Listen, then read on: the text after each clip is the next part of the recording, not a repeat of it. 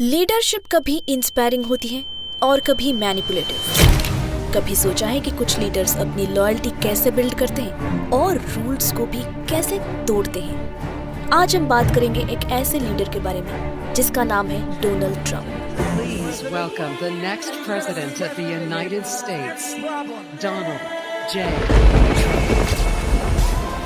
I am your voice.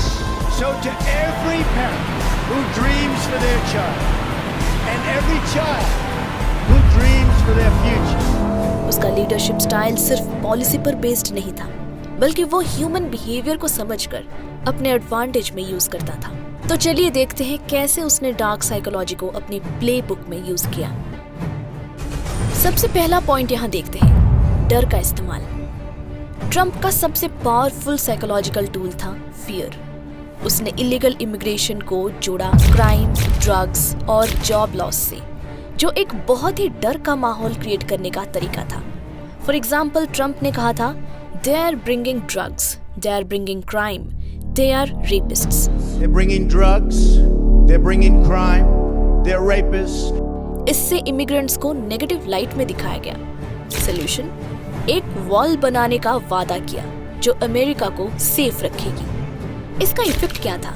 ये strategy ने एक स्केपगोट क्रिएट किया, इमिग्रेंट्स जिन्हें सब कुछ ब्लेम कर सकते थे। इससे उनके सपोर्टर्स में फियर का माहौल बना और वो अपने सपोर्टर्स को प्रोटेक्ट करने के लिए वादा करते थे। इसके बारे में आपका ख्याल क्या है? कमेंट सेक्शन में जरूर बताएं। नेक्स्ट पॉइंट में ये है डोमिनेंस एंड परसुएशन, ओपोनेंट्स को वीक दिखाना।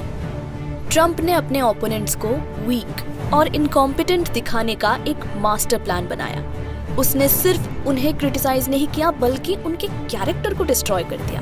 फॉर एग्जाम्पल, स्लीपी जो for Joe Biden. Now Sleepy Joe! Oh, Sleepy Joe. Joe Biden को दिखाया गया कि वो वीक और स्लो है। Cricket Hillary for Hillary Clinton. Hillary Clinton, commonly referred to as Crooked Hillary. Clinton को करप्ट और डिसऑनेस्ट दिखाया गया। Line Ted for Ted Cruz, cruise को अनरिलायबल और डिसऑनेस्ट दिखाया गया। इसका इफेक्ट क्या था? ये लेबल्स उनके सपोर्टर्स के दिमाग में फॉर्मली फिट हो गया। इससे उनके ओपोनेंट्स का इमेज डिस्ट्रॉय हो गया और ट्रंप खुद को एक स्ट्रॉन्ग और रिलायबल लीडर के रूप में दिखाने में सक्सेसफुल रहा। क्या ये स्ट्रैटेजी आप बाकी पॉलिटिशियंस में भी नोटिस करते हैं? वीडियो को लाइक जरूर करें और आप क्या सोचते हैं हमें कमेंट में जरूर बताएं। नेक्स्ट पॉइंट है कैरिज्मेटिक अथॉरिटी। ट्रंप ने अपनी करिश्मा का पूरा फायदा उठाया। उसने अपने आप को एक ऐसे लीडर के रूप में प्रेजेंट किया जो अपने देश को दोबारा ग्लोरी दे सकता था।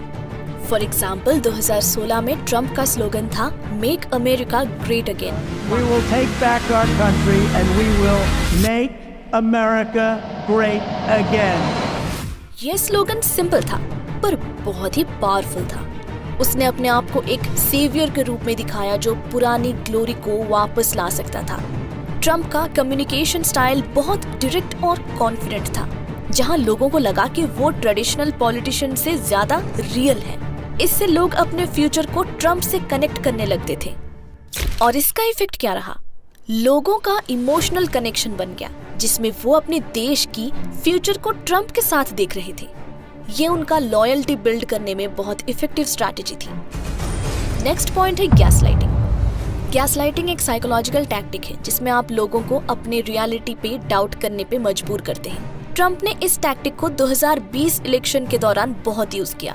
फॉर एग्जाम्पल, इलेक्शन के रिजल्ट्स क्लियर थे, पर ट्रंप ने कहा कि इलेक्शन स्टोलन है। President Trump continues to insist that the election was stolen, despite no evidence to support that claim.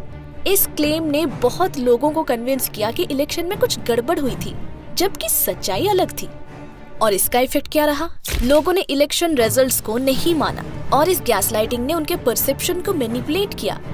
ये जनवरी 6 को कैपिटल रायट का मेजर रीजन था, जब सपोर्टर्स ने ये बिलीव कर लिया कि उनका वोट चुरा लिया गया है। अगला पॉइंट है डिवाइड एंड रूल।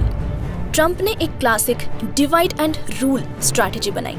उसने मेन स्ट्रीम मीडिया को फेक न्यूज डिक्लेयर कर दिया जो भी उसके खिलाफ था। फॉर एग्जाम्पल, ट्रंप के सपोर्टर्स ने मीडिया को इग्नोर कर दिया क्योंकि उन्हें बस ट्रंप पे भरोसा था। जब भी मीडिया नेगेटिव रिपोर्ट करता, ट्रंप के सपोर्टर्स उससे इग्नोर करते। क्योंकि उन्हें ये लगता था कि मीडिया बस ट्रम्प को नीचा दिखाने की कोशिश कर रहा है। और इसका इफेक्ट क्या रहा? इस स्ट्रैटेजी से एक डीप डिवाइड क्रिएट हो गया। एक साइड थी ट्रम्प के सपोर्टर्स की और दूसरी साइड थी बाकी दुनिया की। ये डिवाइड लोगों को एक स्ट्रॉन्ग सेंस ऑफ लॉयल्टी के साथ कनेक्ट कर रहा था, जिसमें वो ट्रम्प को हीरो समझ रहे थे। तो दोस्तों, यहाँ पे कंक्लूजन देखते हैं। डोनाल्ड ट्रम्प का प्लेबुक ट्रेडिशनल लीडरशिप से काफी अलग था। उसने डार्क साइकोलॉजी के टूल्स यूज किए, जैसे फियर, गैसलाइटिंग और डिवाइड एंड रूल अपनी पावर को बिल्ड करने के लिए।